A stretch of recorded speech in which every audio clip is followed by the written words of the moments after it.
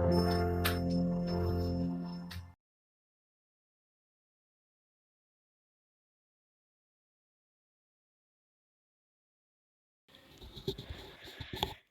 Friends, welcome back to my YouTube channel study art hub. So friends, आज मैं discuss करने वाली हूँ इम्पॉर्टेंट ग्रंथ के बारे में। लास्ट क्लास में मैंने कुछ ग्रंथ कंप्लीट करा दिए थे, जैसे रामायण, महाभारत और अष्टाध्यायी। आज की क्लास में चित्रलक्षण और भी इम्पोर्टेंट ग्रंथ को कवर अप करूंगी। वैदिक काल के बारे में भी लास्ट क्लास हो चुकी हैं। इन फ्यूचर जब भी आप मेरा वीडियोस देख रहे होंगे, प्लेलिस्ट विजिट कीजिएगा। माय इंपॉर्टेंट नोट्स आपको एज अ सीक्वेंस सारे वीडियोस मिल जाने वाले हैं। सो ये जो स्क्रीन पर दिख रहा है, इसके रिगार्डिंग क्लासेस हो चुकी हैं।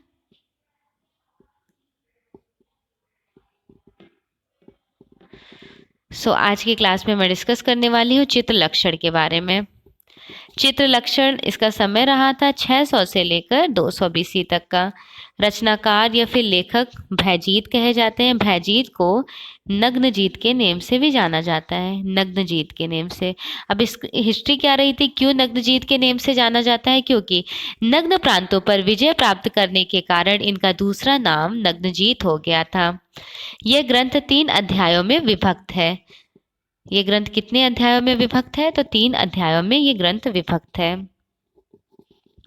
इसे तिब्बत के तंजौर ग्रंथमाला के अंतर्गत प्रकाशित हुआ। यहाँ से ये क्वेश्चन पूछा जा सकता है, चित्रलक्षण कहाँ प्रकाशित हुआ था? तिब्बत के तंजौर ग्रंथमाला के अंतर्गत। तीसरे अध्याय में चित्र रचना का विवरण दिया गया है। इस ग्रंथ पर पर्याप्त प्रकाश डाला गया था। नेक्स्ट है कामसूत्र। कामसूत्र का समय जो है वो 600 से लेकर 200 BC का। इसके लेखक पूछे जाते हैं वात्स्यायन। कामसूत्र में एक ये याद रखना है टर्म आपको कि कामसूत्र में चित्रकला कौन से नंबर पर है। दूसरा ये टर्म्स ध्यान रखना है कि कामसूत्र के रचयिता कौन है और कितने कलाएं हैं। तो यहाँ 64 कलाएं हैं। कामसूत्र का समय है 600 से 200। इसके लेखक हैं वात्स्यायन। प्रथम अधिकरण दैट मीन्स प्रथम खंड के तीसरे अध्याय के चौथे नंबर की जो कला है उसे आलेख या फिर चित्रकला कहते हैं। फॉर एग्जाम्पल, संगीत पहले नंबर पर है, दूसरे नंबर पर वाद्य है, तीसरे नंबर पर नृत्य है और चौथे नंबर पर आलेख्य है। इसे समझने का सबसे शॉर्ट ट्रिक ये है, इस तरह से एज्यूम कीजिए कि संगीत बज रहा है, कहीं पर पियानो वगैरह संगीत बज रहा है, ओके। उसके बाद वाद्य यंत्र भी बज रहा है, वहीं पे आसपास में वाद्य यंत्र भी है, और फिर क्या हो रहा है? नृत्य कोई कर रहा है, नृत्य हो रहा है, डांसिंग पोजीशन, नृत्य हो रहा है। वाद्य यंत्र बज रहा है, संगीत, वाद्य यंत्र और नृत्य हो रहा है। तो आर्टिस्ट क्या कर रहे हैं? आर्टिस्ट बैठ के उसे पेंटिंग बना रहे हैं। इस तरह से आप एज्यूम कर सकते हैं। मैंने तो इसी तरह से स्टार्टिंग में, जैसे होता नहीं है कि किसी भी किसी से सिंबलाइज करना ही होता है, ये चैप्टर इस तरह का पार्ट है। एक टाइम ड्यूरेशन में आप कंफ्यूज नहीं होंगे अगर एज ए सिंबॉलिक फॉर्म में जैसे भी लर्न कर लेंगे। तो आपको ध्यान रखना है, पहले नंबर संगीत, दूसरा वाद्य, तीसरा नृत्य और चौथे नंबर की जो कला है उसे आलेख्य कहा जाता है। किस ग्रंथ में? कामसूत्र में। और कामसूत्र में 64 प्रकार की कलाओं का जिक्र किया जाता है।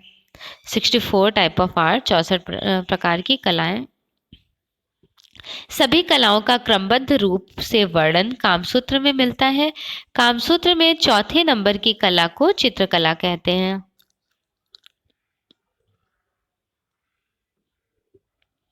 नेक्स्ट ग्रंथ है मेघदूत और रघुवंश पुराण।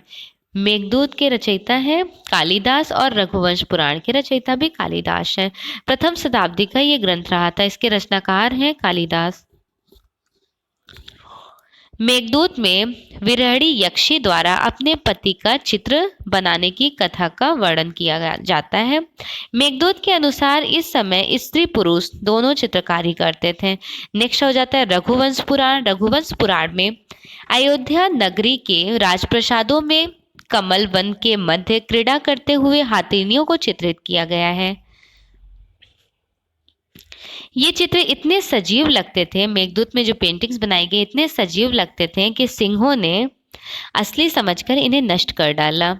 इस काल में चित्रों द्वारा प्रेम संदेश भेजने की रीति प्रचलित है। इस काल में देवी देवताओं के चित्र बनाकर पूजा किए जाते थे। नेक्स्ट ग्रंथ है त्रिपिटक। त्रिपिटक के बारे में मैं नेक्स्ट क्लास में डिस्कस करूंगी। इवन चैनल पर न्यू है तो सब्सक्राइब ज़रूर कर लीजिएगा।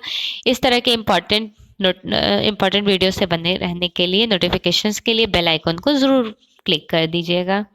इन फ्यूचर जब भी वीडियोस देख रहे होंगे प्लेलिस्ट विजिट कीजिएगा, my important notes as a sequence. आपको सारे ही वीडियोस इंपॉर्टेंट थ्योरीज मिल जाएंगी।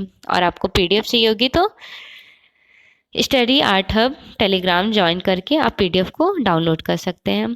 Thanks for watching. Best wishes for your exam.